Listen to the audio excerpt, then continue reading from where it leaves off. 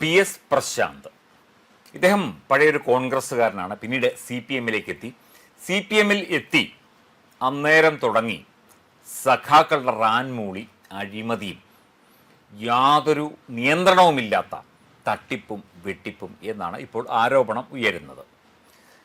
ശബരിമല സ്വർണ്ണക്കൊള്ളയുമായി ബന്ധപ്പെട്ട് ഇദ്ദേഹത്തിൻ്റെ പങ്ക് ഇപ്പോൾ അന്വേഷിച്ചുകൊണ്ടിരിക്കുകയാണ്.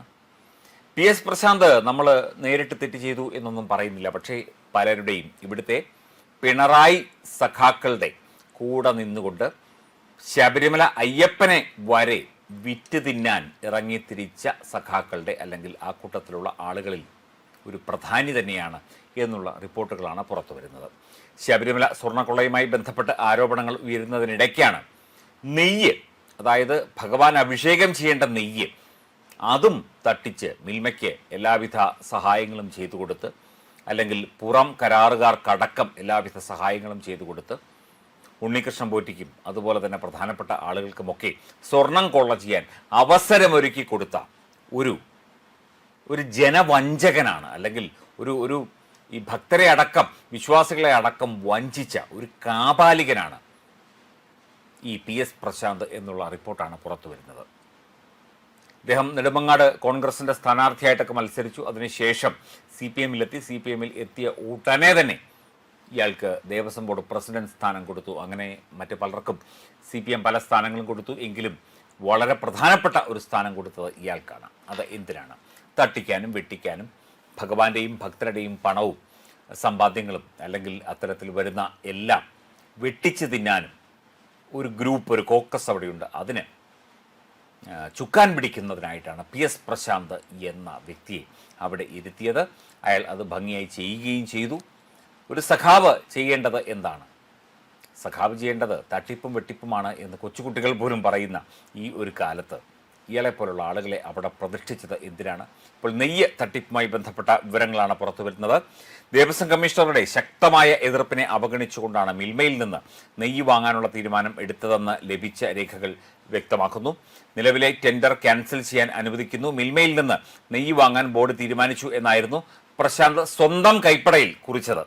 ഗുണനിലവാരത്തിന്റെ അടിസ്ഥാനത്തിൽ എത്ര ലിറ്റർ നെയ്യ് വേണം എന്ന് നിശ്ചയിക്കാൻ ശബരിമല എക്സിക്യൂട്ടീവ് ഓഫീസറെ ചുമതലപ്പെടുത്തിയതായും ഈ രേഖയിൽ പറയുന്നു. മിൽമയിൽ നിന്ന് നെയ്യ് എത്തിക്കുന്നതിനായുള്ള തിരക്കിട്ട നീക്കങ്ങൾക്ക് പിന്നിൽ വലിയ ക്രമക്കേടുകൾ നടന്നു. അതായത് മറ്റൊരു പ്രൈവറ്റ് കമ്പനിയാണെങ്കിൽ അല്ലെങ്കിൽ മറ്റൊരു പ്രൈവറ്റ് സ്ഥാപനമാണെങ്കിൽ ഇത്തരത്തിലുള്ള തട്ടിപ്പുകൾ നടക്കില്ല. അവർക്ക് കൃത്യമായ കണക്കുകൾ ഉണ്ട്.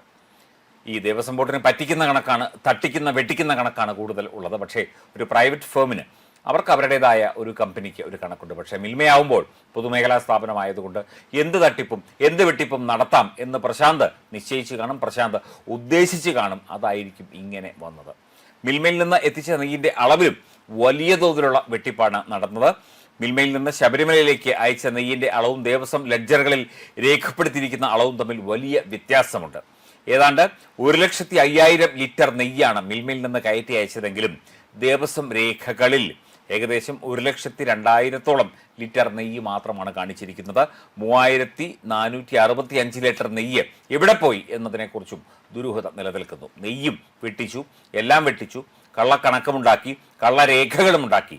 PS പ്രശാന്ത് എന്ന് പറയുന്ന തട്ടിപ്പുകാരൻ, കൊള്ളക്കാരൻ, കള്ളൻ, പെരുങ്കള്ളൻ ഇത്തരത്തിൽ രേഖയുണ്ടാക്കി സ്വന്തം കൈപ്പടയിൽ ഒക്കെ എഴുതി എല്ലാം കൊടുത്തിരിക്കുകയാണ്.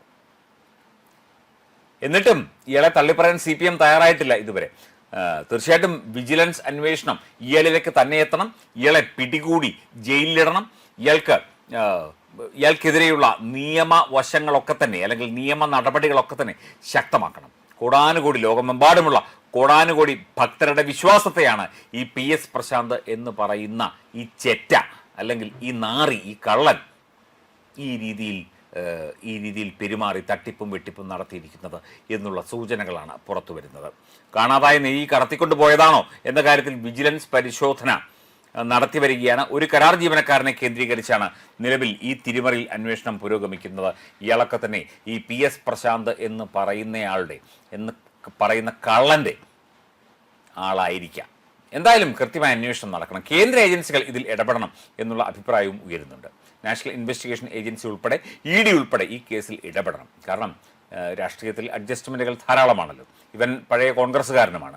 അപ്പോൾ ചിലപ്പോൾ പി എസ് പ്രശാന്തിനെ രക്ഷിക്കാൻ ചില കോൺഗ്രസ് നേതാക്കൾക്ക് താല്പര്യം കാണുമായിരിക്കും.